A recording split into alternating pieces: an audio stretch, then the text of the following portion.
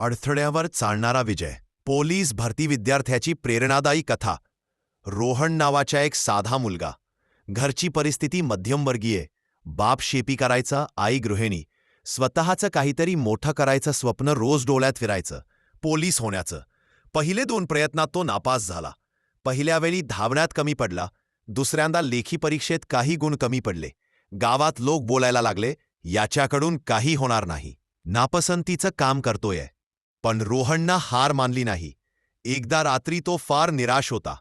तेव्हा त्याच्या वडिलांनी त्याच्या खांद्यावर हात ठेवून एकच वाक्य सांगितलं, अपयश म्हणजे तुझं थांबण नाही, ते फक्त सांगतं की अजून प्रयत्न बाकी आहेत.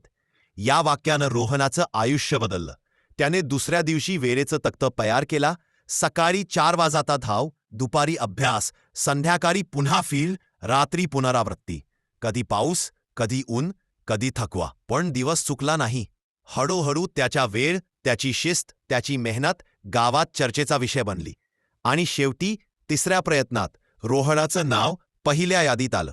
आईबाबांनी डोळे भरून मिठी मारली. गावात त्याचं स्वागत झाला. लोक म्हणत होते, मुलगा खरंच जिद्दी आहे, म्हणून यशस्वी झाला. स्वारी, तुमच्यासाठी संदेश. नापास होणं ही लाज नाही, हार मानणं ही लाज आहे. यश फक्त 2 गोष्टींना मानतं, मेहनत आणि सातत्य. तुम्ही आज तयारी करताय म्हणजे तुम्ही आधीच इतरांपेक्षा पुढे आहात. स्वारी, दररोज स्वतःला आठवा, पोलीसची वर्दी माझी वाट बघते. पुढे चालत राहा, थांबू नका.